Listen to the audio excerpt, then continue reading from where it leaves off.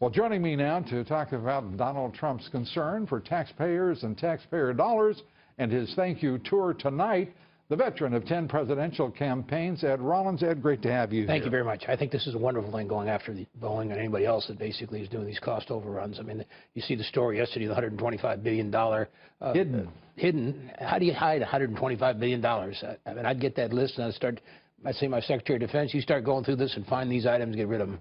Well, when you've got a budget approaching $700 billion, that starts to be, a calculable risk for these officials who are afraid Congress.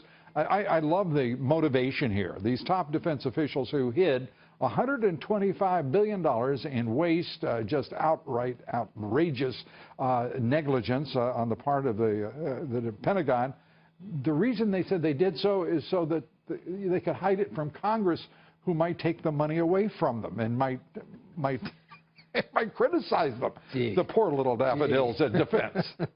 And the idea that Congress is going to take the money away from them is really what's frightening. If that's all they're worried about is Congress taking money away, but they needn't worry. Yeah. Let's turn to Donald Trump opening his day, as you suggest, with going after Boeing. And all I heard was the art of the deal screaming at me from the mid-'80s. I think he wrote the book in '86 or '87. This is him negotiating, for crying out loud. Well, obviously, this is now a single source. It used to be a couple sources used to bid for this. It's single source. They've had the contract now for 25, 30 years.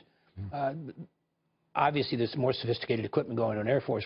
By the way, I don't think there's ever been an Air Force, certainly since the 50s, I don't think there's been a different company manufacturing an Air Force One aircraft. I may be wrong on that. But Donald Douglas tried.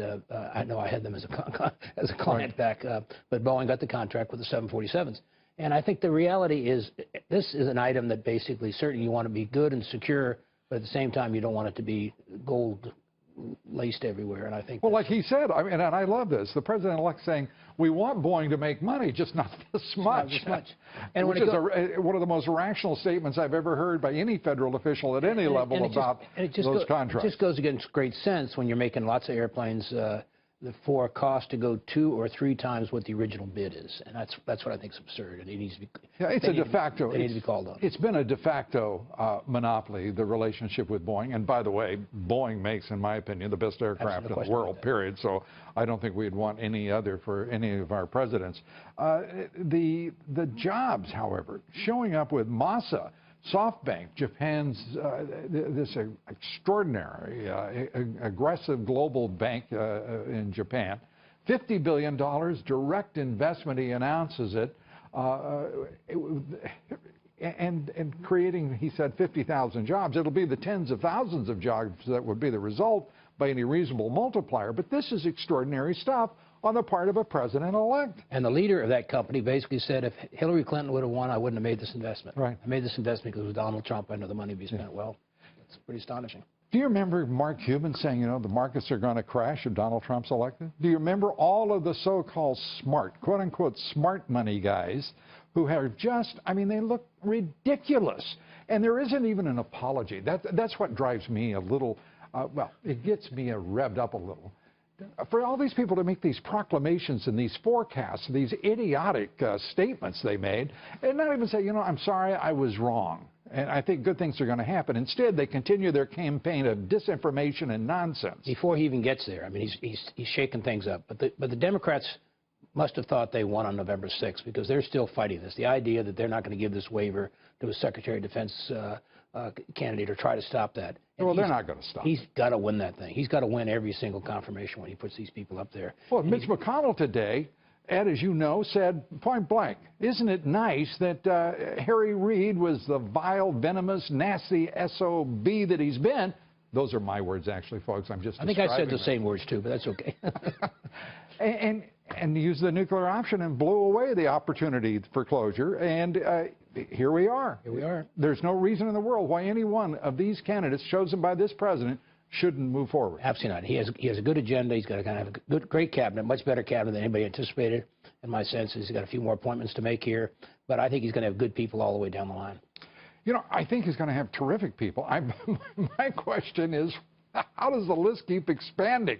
I mean, the next thing, the CEO of ExxonMobil shows up looking for a job over at the State Department. Now, I have great admiration for Henry Kissinger, who served in 2 administrations, but he was there today. I hope not for an interview. I hope for a little counsel and advice. Well, you know, I've known Henry for, well, many decades. And I will tell you, I guarantee you, he would be still make a terrific Secretary of State. Anytime I see him on TV, I pay attention to him. I started in the next administration. He was a very significant player. Now we're looking at the venue now in Fayetteville, North Carolina, where Donald Trump is set to take the stage. We'll be going there live. With him tonight is General James Mattis. And General Mattis will be running the Defense Department for this president-elect, soon-to-be President Donald Trump. I've never heard quite so much excitement about a man taking over the Defense Department as we have heard and watched occur with General Mattis. Both by the military and by the civilians. I think in 4 years or 8 years, no matter how long he stays there, he's going to be one of the great significant forces in this country for good. And I think after 15 years of wars in the Middle East, he will basically shake that place up. He'll redefine the direction of this country, the defense area, and I couldn't apply that appointment any more than I there today. In Fayetteville, near Fort Bragg, the largest base in the country, home of the 82nd Airborne. So this speech tonight with General Mattis, with the soon-to-be Commander-in-Chief, entirely appropriate, and I imagine the crowd that you're looking at is every bit as anxious as the rest of the country to hear first from, of course, the President-elect and also his nominated Secretary of Defense. Ed Rollins, as always, great to see you. We'll be talking to you here throughout the evening.